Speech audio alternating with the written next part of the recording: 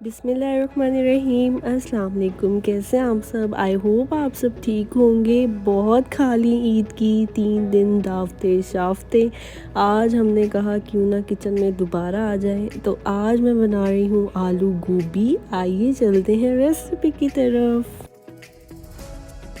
सबसे पहले हम कर लेते हैं प्याज और टमाटर की कटिंग। उसके लिए मैंने ले लिए थे 3 मीडियम साइज़ के प्याज और 2 टमाटर।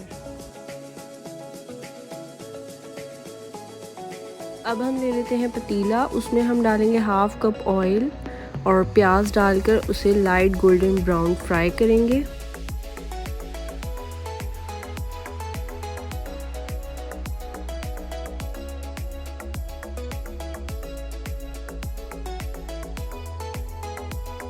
प्याज लाइट गोल्डन ब्राउन हो चुका है। अब हम इसमें डालेंगे 2 टीस्पून अदरक लहसुन और हरी मिर्च का पेस्ट।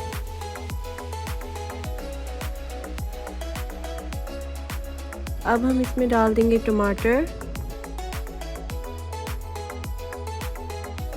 टमाटर डालने के बाद अब हम इसमें डालेंगे मसाले, जिसमें हमने लिया है 2 टीस्पून लाल मिर्च, 1.5 टीस्पून नमक, हाफ टी स्पून हल्दी डालकर इसे अच्छे से मिक्स कर लेंगे।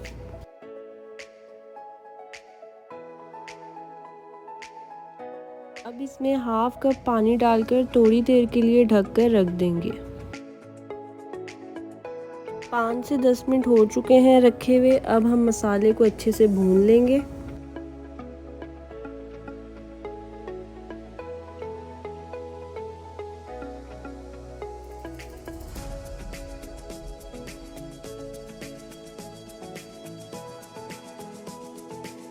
मसाला हाफ डन भून चुका है। अब हम इसमें डालेंगे 1 टीस्पून ज़ीरा और इसकी अच्छे से भुनाई कर लेंगे। साथ ही साथ इसमें हम डाल देंगे 4 से 5 हरी मिर्चें। जब तक मसाला भून रहा है हम कर लेते हैं शिमला मिर्च और धनिए की कटिंग।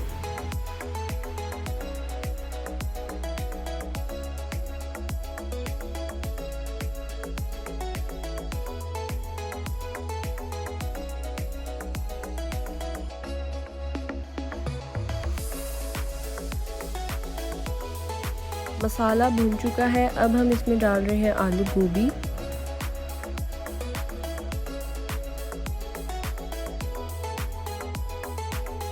और इसे अच्छे से मसाले में मिक्स कर लेंगे।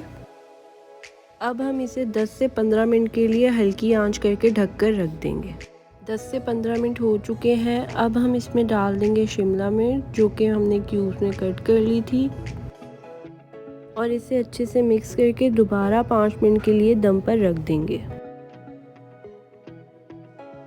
5 मिनट बाद हम तीनों चीज़ों की अच्छे से कर लेंगे भुनाई।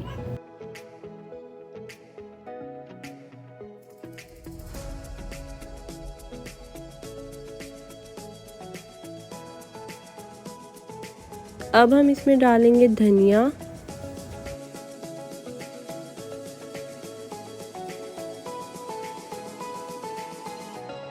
अब हम इसमें 1 टेबलस्पून देसी घी डालेंगे।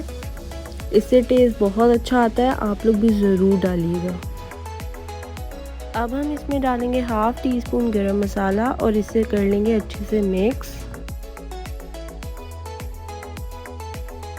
आलू गोभी हमारी रेडी हो गई है। अब हम इसे कर लेंगे डिश आउट।